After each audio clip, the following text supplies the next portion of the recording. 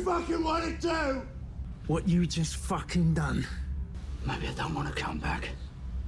It's about time we got on with it then, isn't it, eh? They can all leave if they want.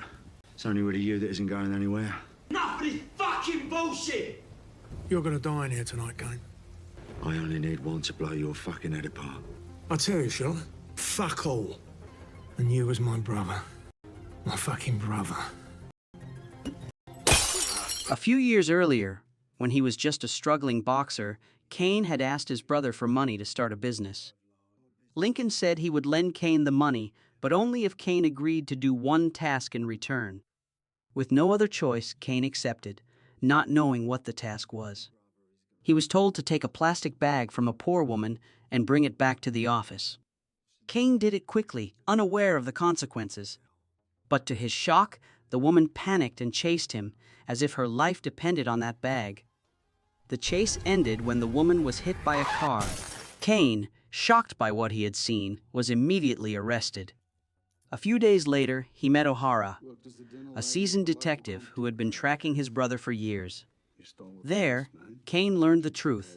Lincoln was running a corrupt loan shark operation. O'Hara asked Kane to help bring Lincoln to justice. But even knowing how serious his brother's crimes were, Kane stayed silent and sided with his family. Kane was taken to meet Sergeant Evans, a strong and ruthless interrogator known for torturing suspects without permission. Evans beat Kane severely. Even with his hands tied, Kane tried to fight back, but Evans's powerful punches eventually overpowered him. After the beating, Kane was sent to Belmar Prison, a filthy and violent facility grimly nicknamed the Meat Grinder. As someone with no criminal record, Kane quickly realized prison would be full of challenges. On his first day, a massive inmate attacked him for no reason. He tried to fight back, but soon found himself in a brutal fight with several prisoners. Kane managed to take down a few, but he was eventually overpowered. The other inmates swarmed him and smashed his front teeth, a savage warning of what was to come. After the attack, Kane had to wear metal dentures. He actually liked them because they made him look more intimidating. Around that time, his mother, Mrs. Burgess, visited him in prison. She brought shocking news. Lincoln, the brother Kane had always been loyal to, blamed him for his arrest and had no plan to help him. Kane felt completely betrayed. His loyalty meant nothing. His brother, the one he had trusted completely, had abandoned him in prison. Even though Lincoln had sent him to prison, Kane stayed mentally strong. He asked his mother to tell Lincoln to contact him. But days passed in silence, no visits, no calls, not a single letter. Kane had to face the harsh truth. He had been completely abandoned, and his survival depended on no one but himself. During his time in prison, Kane was constantly attacked by other inmates for reasons he didn't understand. With no way out, he had to learn to defend himself. He began a harsh training routine, building both his body and mind to face any challenge. One day, a fierce fight erupted between him and two other inmates. Thanks to his relentless training, Kane quickly defeated the two attackers with just a few strong punches. As he enjoyed his victory, a shocking truth came out. One of the beaten inmates revealed that Kane's own brother had placed a 20,000 pounds bounty on his head. All the attacks Kane had suffered were the result of that betrayal. When Kane heard the news, he was furious. Now he had a clear reason to live. He was determined to take revenge on those who had caused him harm, and giving up was no longer an option. The bounty on his head drew more and more attackers, making life in prison even more dangerous. But as his enemies grew, so did Kane's strength, willpower, and influence. Each fight left him with injuries, extra prison time, and long days in solitary confinement. The inmates tried every way to take Kane down, even using a flammable chemical called napalm, made by the prison, which badly burned his face. Over time, Kane became a ferocious, almost unrecognizable version of himself, driven only by the will to survive. In that state, he lost all compassion for anyone.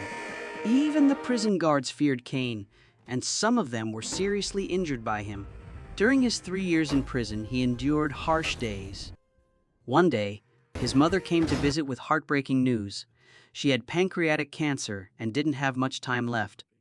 Overwhelmed, Kane couldn't bring himself to tell her about Lincoln's terrible crimes, knowing that right now, he was the only person she could rely on. As time went on, Mrs. Burgess's health got worse. While Kane was recovering in the hospital after a violent fight, Detective O'Hara came to see him. During the visit, Kane learned that Sergeant Evans, the corrupt officer who had tortured him, was actually working for Lincoln as an undercover henchman. Detective O'Hara told Kane that once he discovered the truth, he had fired Evans and realized that Lincoln planned to kill Kane. He urged Kane to help bring Lincoln to justice. This time, Kane agreed, but only if he could see his mother one last time before she died. Escorted by a strict security team, Kane was taken to the hospital. When he reached her bedside, he realized she had just died. If he had arrived a little earlier, he could have said goodbye. On the elevator afterward, Kane suddenly launched a surprise attack on the guards escorting him. Kane attacked so quickly and fiercely that the guards had no time to react. One by one, they fell unconscious on the elevator floor. He then ran out the hospital's back door and escaped. In the next scene, Kane tries to enter a private bar, but is stopped by security guards. After a few quick hand-to-hand fights, Kane defeated the guards and entered the bar. There, he met an arrogant bartender named Bez and introduced himself as a member before ordering a large beer. While drinking, Kane quietly listened to a conversation among a group of people sitting across the bar. The group belonged to a gang that had slowed down its operations after the death of a member named Rook and the mysterious disappearance of their accountant. Ton, a witness to Rook's death, began telling what happened from his perspective. He said that during a drug deal at their usual spot, they noticed a stranger silently watching them from the shadows. While Ton was dealing with a customer, Rook approached the stranger to find out why he was watching. When the stranger didn't respond, Rook lost patience and was about to throw a punch. At that moment, an axe swung down, cutting off his arm and knocking him to the ground. Ton said that after witnessing Rook's murder, he had bravely chased the killer, forcing him to flee. But Kane reacted with contempt. He laughed loudly, clearly doubting the story, and said Ton wasn't strong enough to scare anyone. Kane claimed that it was actually Ton who panicked and ran after Rook was killed. Angry at the accusation, Ton denied it completely and started making threats. The gang quickly gathered around Ton, ready to fight. But when Kane revealed that he was the psychopathic killer they had been talking about, everyone froze in shock. Bez immediately demanded that Kane leave her bar. At that moment, the guards Kane had knocked out earlier woke up and rushed in to attack him. Kane quickly overpowered them. Drawing a double-barreled pistol, he didn't need to say a word. His weapon alone made it clear how dangerous the situation had become. Kane almost defeated the entire gang, forcing them to reveal the location of their boss Lincoln, a corrupt businessman who made his fortune through illegal deals.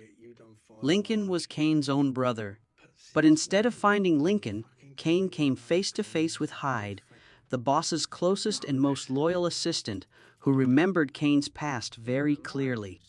Hyde quickly introduced Kane to the gang, saying he was the boss's brother, someone who had made serious mistakes and paid the price in prison. Hyde mocked the scars on Kane's face, hinting at the humiliations he might have suffered behind bars. Suddenly, one of the bodyguards lunged at Kane, but before he could reach him, he was shot in the kneecap, causing him to collapse to the floor. The bodyguard screamed in pain as Kane kicked him in the face, knocking him out instantly. Despite seeing this brutal attack, Hyde still doubted that Kane had killed Rook, influenced by Ton's earlier claims. To prove it, Kane showed the final piece of evidence, the severed hand of Rook, kept in a plastic bag that Ton had opened himself. Now there was no doubt Kane was a cold-blooded killer, and the entire gang obeyed his commands. After taking down Hyde, Kane blamed him and Lincoln for his time in prison and demanded that Lincoln be brought to him. When two gang members asked to use the bathroom, Kane refused and made them relieve themselves on the spot. Ignoring Kane's threats, Hyde tried to stay calm and dared him to act. Kane forced Hyde to kneel, warning that any word he spoke could be his last. At that moment, Lincoln appeared with 3 henchmen and recognized the brother he thought was gone. Facing his greatest enemy, Kane became even more aggressive, quickly disarming them and dragging the group toward the subdued gang. Kane was ready to take his revenge, but first he demanded to know why Lincoln wanted him dead. After the Blood Brother plan failed, Lincoln finally admitted he had no choice. One of his agents had discovered that Kane was planning to betray them. Kane, knowing about Evans's betrayal, revealed that Evans had been giving false information. Instead of trusting Kane, Lincoln chose to believe a corrupt cop who no longer worked for him. Kane explained that, when he showed up at Evans's new workplace, a confrontation occurred, and he ended Evans's betrayal with a fatal hammer blow to the head. Impressed by Kane's intelligence and careful plan, Lincoln promised him a new life and a fresh start. But Kane ignored the offer completely. He ruthlessly shot Hyde and then beat him to death, creating a terrifying scene for the witnesses. Still in shock from his aide's sudden death, Lincoln immediately faced Kane's next attack. He could hardly believe it when he saw his account balance had dropped to just $1,500. Clearly, after escaping, Kane didn't stop at Evans's workplace. He also went after Stokes. During their encounter, Stokes tried to threaten Kane with a handgun, but Kane laughed it off and easily disarmed him. To save his life, Stokes agreed to all of Kane's demands. He transferred his entire $2.2 million account to help the families harmed by Lincoln's illegal loan operations. Lincoln was now left with only his loyal gang. He believed Kane was in danger that night because he had limited ammo. Kane had only 2 bullets, while Lincoln and his crew had 10. However, Kane only needed 1 bullet, which he was saving for Lincoln. When Lincoln saw Bez preparing to attack Kane from behind, he kept talking to distract him. While Kane was momentarily distracted by his brother's words, Bez smashed a bottle over his head. Kane quickly shot a gangster in the chest, but the others soon overwhelmed him and took his gun.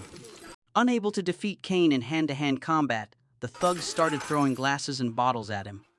Bez handed them a bag of metal bars, hammers, and knives, hoping to kill him. But Kane's unbreakable body and expert fighting skills made the weapons useless. One by one, he brutally took them down. As usual, Ton panicked and ran away. This time, Ton returned with a submachine gun and fired at Kane, but he missed every shot. In the chaos, Ton accidentally killed one of his own gang members. Kane quickly grabbed the gun from Ton and used it to take down a few more enemies. Even as the remaining gang members attacked him with stones, punches, and knives, Kane stood his ground. One by one, the gang members were brutally killed. Some had their arms broken and were slammed into heads, others were bitten on the neck, and one was repeatedly stabbed in the throat. In the end, only Bez, Lincoln, and Kane were left. Lincoln made it clear that he didn't care whether Kane planned to expose him or not. Lincoln had put a bounty on Kane's head because Kane had damaged his reputation with their allies. When Lincoln revealed the truth and pulled the trigger, he was shocked to find the gun was empty. Kane laughed, quietly relieved that he hadn't fallen for Lincoln's tricks. Refusing to back down, Lincoln charged at Kane, trying to stab him with the knife Bez had given him. The intense knife fight ended with Lincoln getting his just punishment. He was stabbed by his brother. Kane, who had never been willing to kill anyone, not even a woman or a rat who had threatened him, let Bez leave with the bodies of those she had loyally served all her life. In the end, the image of one of Lincoln's victims appeared. It was surprising to see Kane's account balance, showing that he had partially made up for his older brother's mistakes. Beyond Kane's satisfaction, his revenge also helped Prey and Detective O'Hara.